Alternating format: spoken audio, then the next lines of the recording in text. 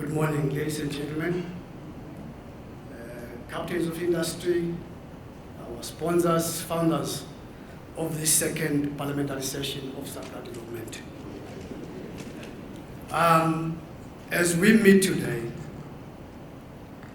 we meet at a time when the 6th parliamentary committee or the members of parliament are being confirmed.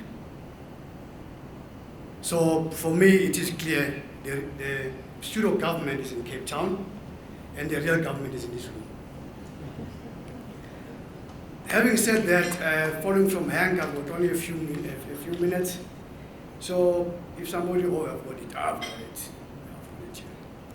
So as part of part of trying to put some thoughts on this topic and why we do supply development, why Business Day and Fetula at all, so it fit that let's get the ones who do to get together, to applaud themselves, but also mostly what is important about this event is how then we learn amongst each other.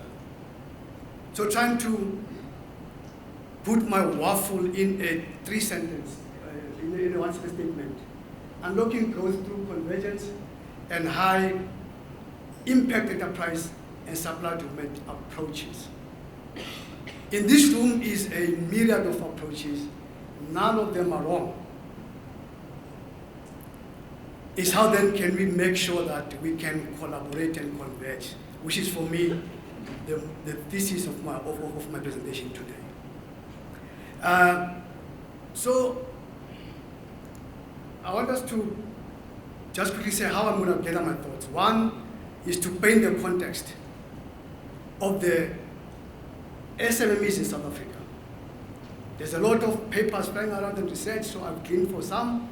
And also thanks to our other development partners, Sida in the room, I've taken also some of the papers that you've done with the Bureau for Economic Research, which started off, I think, in 2015, and now how that has been tracking. And using that to say, when you look at the SMMEs and the beneficiaries that we are all benefactors to, how are they doing? Within that also, we saw in the last quarter of 2018, SME South Africa launched another report, having done a very small sample with about 1,100 SMEs across the spectrum. But when you look at the findings of that, if you compare the SIDA report, you see the stats right now, South Africa's got about 2.2 million when it started in 2015. We are now about 2.5 and 2.6 million SMEs across the board.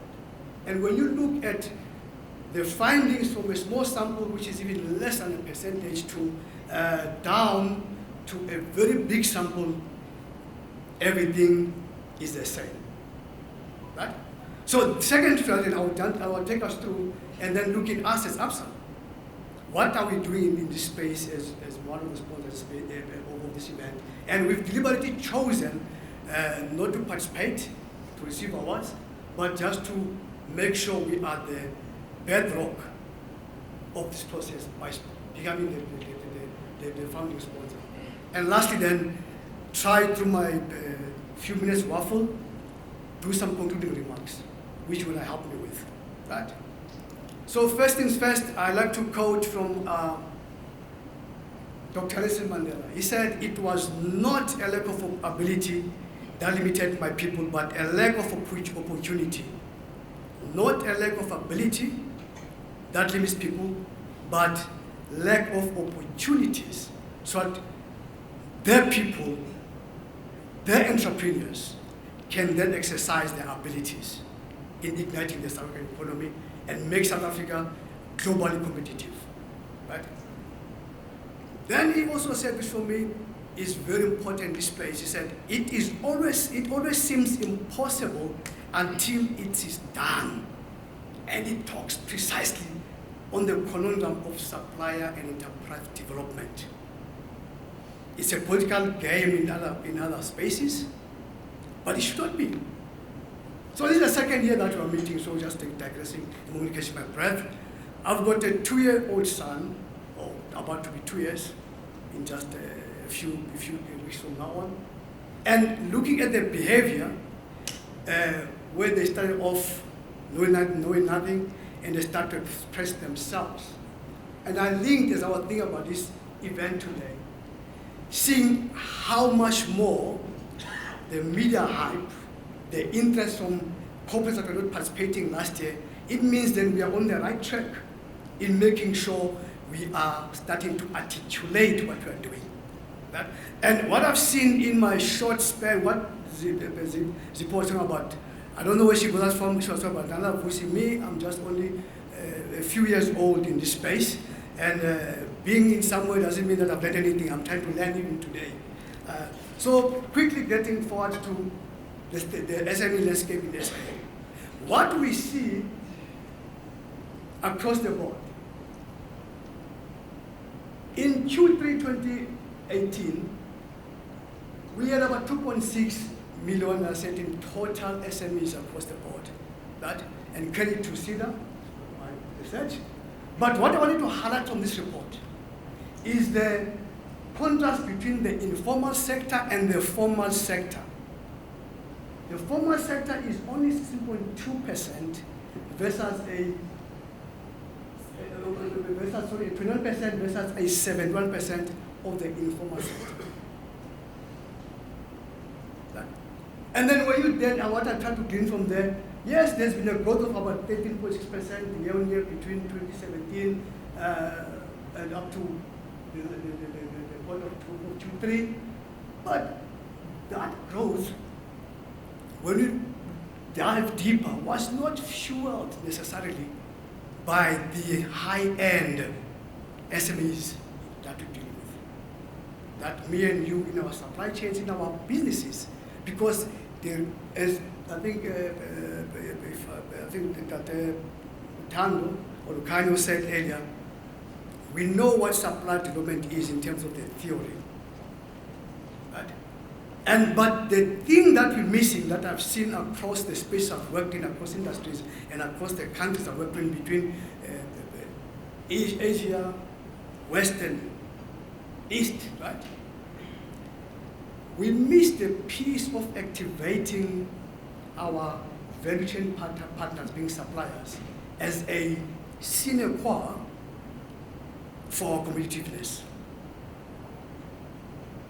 So we need to be very deliberate in how then we select our suppliers.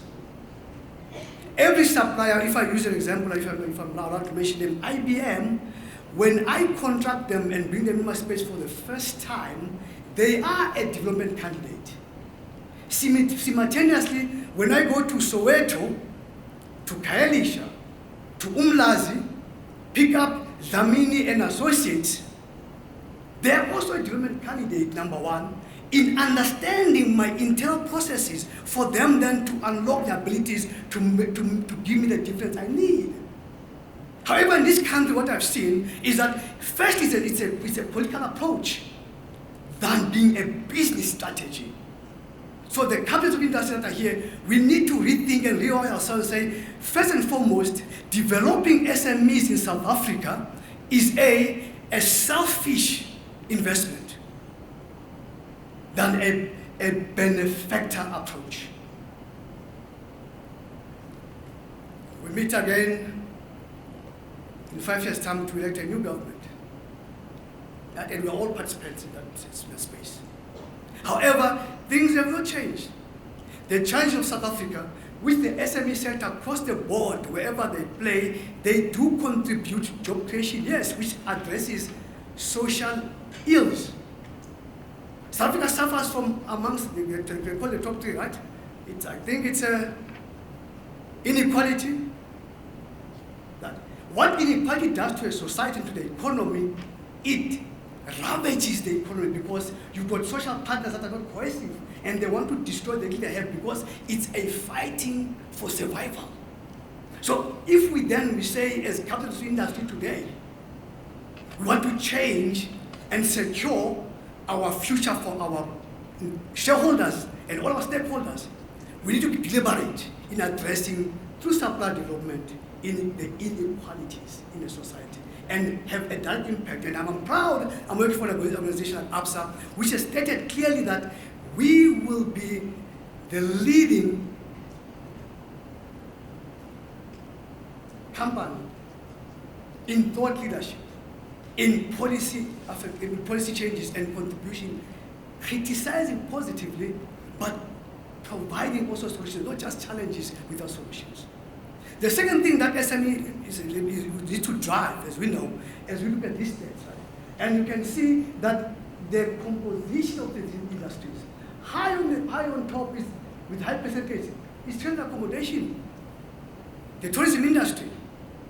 If that's the biggest development area and where we find SMEs, yet we speak about now trying to advance technologically to the 4IR. I think we're fooling ourselves. Then you look at community services, the next biggest component, and construction. Towards now the more defined industries, you see, because lesser and lesser of available SMEs in that space. That's what I think this slide is trying to say. And then when we break it down, I need to rush, when we break it down in terms of the provincial view versus where these guys are playing, right? We see that Gauteng leads by the 5% that we have got the SMEs in Gauteng, and then 16% is in KZN, and then 12% in Molana, and then Western Cape follows, then the rest down the line. But then when you look at the composition of these SMEs, right, you find that trade and accommodation again leads is 40%. Where the high impact industries are, like mining, agriculture, manufacturing, logistics, financial services, and more so our ESCOM problems, electrification, which fuels the industry, whether technology or otherwise, small or big, we need people to participate in that industry. It's very small. So what can we do deliberately then to start changing the composition of these SMEs? I think we also need to ensure that we understand the funding flows in order then to make sure we are deliberate in selecting high impact sectors. It is reported that in 2016, the foreign direct investment in Africa increased by 5% to about 51 billion US dollars. However, South Africa in the same period had a peak of the 8% increase in FDIs. My argument with that is that practitioners in this space must not admire investment flows. How then do we then capitalize on these funding streams to augment our depressed internal budget? When we engage with these contracts and areas, how do we make sure that we channel them towards the high impact catalytic SMEs and projects? Right? And in April, since 2017 and 2018, there has been a discussion amongst our own CEOs in the Johannesburg Stock Exchange. And they've launched now in April the fund to target to raise up to 1.5 billion ZAR towards SME development. Year to date, they've amassed about 730 odd million. Right? However, and identifying which SMEs can participate in that, and it's clear it's not just in, yes, accommodation is key, so that when we travel around the country, travel around the world, get tourists in, we can accommodate people. The jobs in that space are not sustainable, and also there are low-end skills. In order to move the done in South Africa, we need to target the high-end skills, SMEs and development, manufacturing at large, manufacturing products, not services, to create jobs. So I argue that then we need to ensure, because we know that South African corporate in terms of the government spends up more than $1 trillion ZAR in external services. Right? But we are not seeing the requisite impact. Let's leave the problems that leads to that, i.e. the so-called Zondo Commission triggers.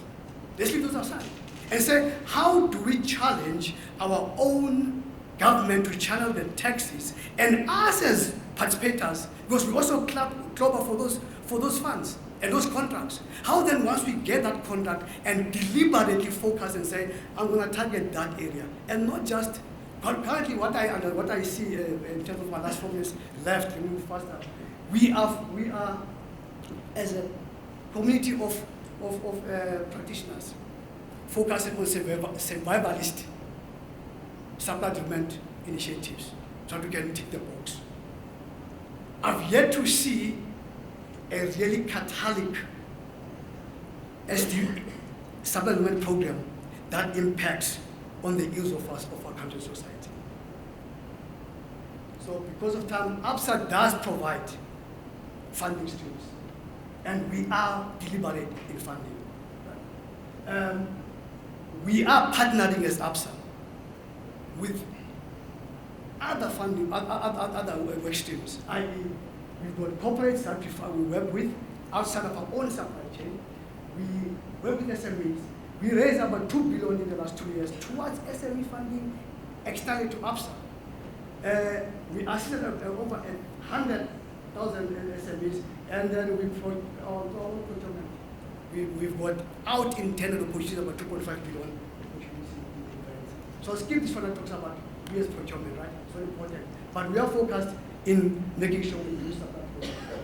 And we approach supply procurement in 3 legs. Transform, working with your very established generic suppliers. Where they are not transformed, get equity, buys in, get them transformed. And then in the middle, target specifically QS and ME and SMEs, which affect our industry and affect other industries. And lastly, finding new entrants to the supply chain. And we spend, if I look at the last period, we've moved in black business over 42% compound annual growth rate, and specifically for women at 50% annual growth rate up to 2018. And having invested about 155 million just last year alone, and 108 million the previous year. And this year we're targeting to achieve the full 244 million funding that is set aside for the sector. But we say as ABSA, we see our problems are in the space of QSCs and EMEs. How then do we address that space deliberately? But we find that the people who can play in our industry are not there, because they're all in B&B's construction. Even if you look at construction, is not your high-end projects. So skip that.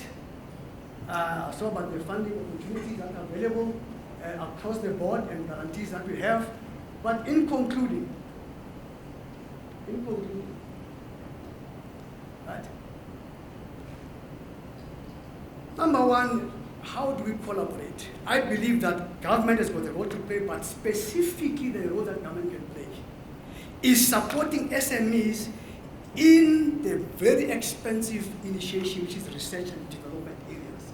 We've got enough incubation houses between the private sector, and we are falling on top of each other. Let government be the instigator and the igniter by channeling funds towards research and development for high-end, job-creating, customer-impacting, competitive products that SMEs in this country can make. Then we shall start making change. Secondly, government must also then develop the framework that we have across the board. We know legislation is talking against each other. We confuse as practitioners. How then do we streamline legislation that speaks in one space? And I hope with this new government, they can have only one ministry that addresses things across the board. They don't have different authors that are competing against each other in terms of who's got the best lawyer to author a policy. In coming to funding institutions, in the last 30 seconds, we as the funding institutions need to invest specifically in credit rating instruments to offset the cost for SMEs to be funded. That's where the problem comes in, right? Where blockades are coming in. But also we as the funding institutions have got a lot of expertise that we should be giving to our networks and everybody else and everything else that we do that will encourage SMEs to participate. In extra time, corporate South Africa, we know that we need to raise the bar in terms of formation of SMEs, specifically with growth potential, so it can be deliberate. We need to raise in our existing supply chains in the way we participate. How do I ensure that that SME in my space are funded can lift up their performance and not die in the next 3 years after I've left? Lastly, we know the mortality rate of SMEs. Between the first 3 years, it's a touch and go, they're going to die. The first stats are very clear. SMEs, within 4 years, 7% die. And the last mile is 9%. That's survived for the last 10 years. But what can you and me do? After all we've done in this room, how do we go back and identify these issues? God bless you. Thank you.